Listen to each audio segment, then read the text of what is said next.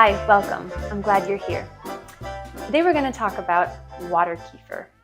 Water kefir is a super easy, refreshing beverage that you can make for your family, and it's one that we enjoy in the hot summer months. I'm going to show you what you need to make water kefir today. You'll for sure need some ball jars and a couple of these flip top bottles.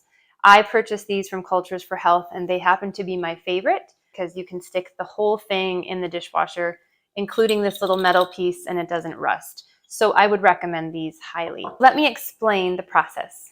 Right here we have our first ferment, and here we have our second ferment. In this jar, I have sugar water and water kefir grains. I have had this one on the counter for 2 days fermenting.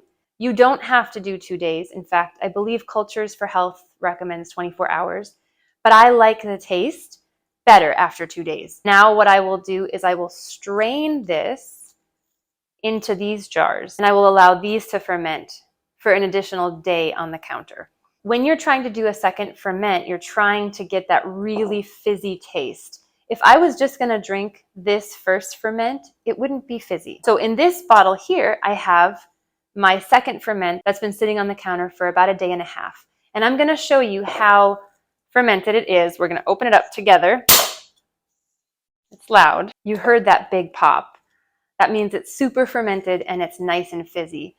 And that's how we like it. What I didn't mention is in my second ferment, I love to put juice. My favorite flavor is grape juice.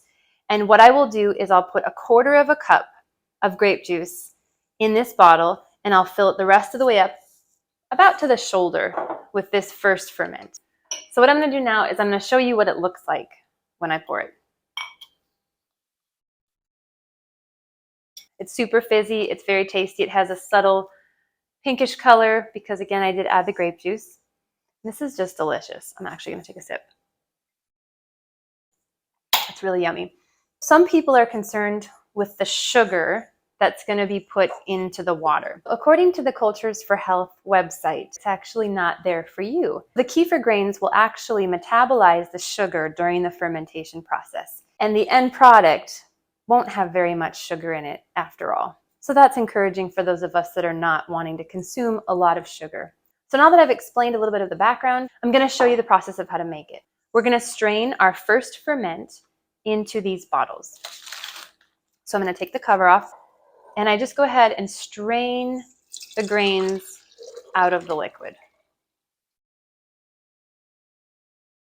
And you can see they are kind of have a gel-like consistency. Now that I've done that, I'm going to take my funnel and I'm going to pour about half of the water kefir first ferment into this bottle.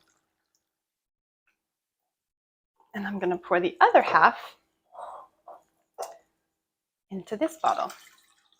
Okay, next we're going to get the grape juice. I'm going to pour 1/4 of a cup of grape juice into each bottle. And this is just for flavor. This just gives it a very slight hint of a grapey flavor. Okay, so now that we have filled our bottles with the first ferment of the water kefir and 1/4 cup of grape juice in each bottle, we're going to go ahead and put the lid on and snap it closed.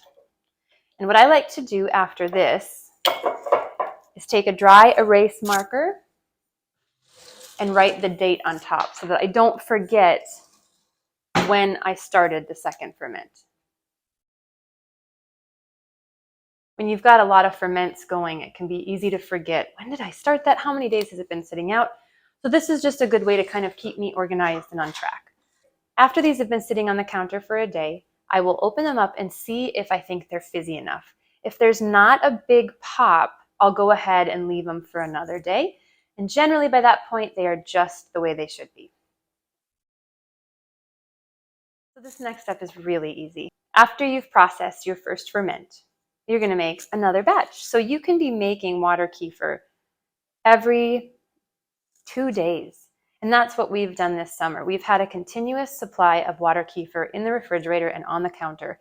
And you can just keep it going and going and going and going. It's a wonderful thing to have on hand. So now I'm going to be starting over. What I'm going to do next to get this process started is heat some water up on the stove.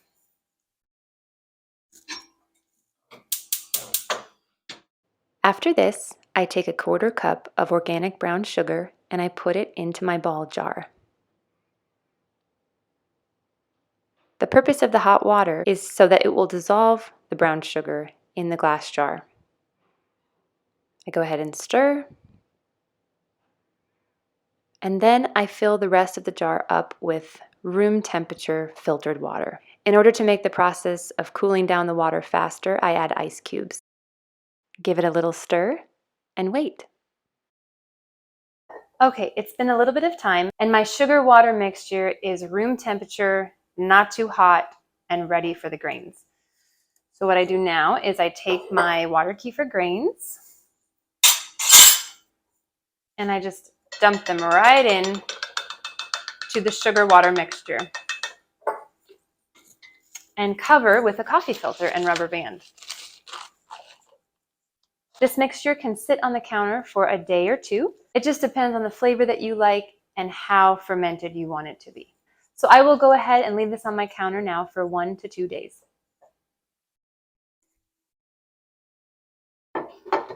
Something to keep in mind about this water kefir recipe is that it's really basic. All you really need is brown sugar, kefir grains, juice, and filtered water. That's it. Probably the most complicated thing of all will be ordering the grains. But once you've done that, you're pretty much set. So that's it. It's as simple as that. Delicious, bubbly water kefir made in the comfort of your own home. Thank you so much for tuning in to today's video. I do hope that you will try your hand at making water kefir if you haven't already. And if you're already an old pro at making it, then cheers!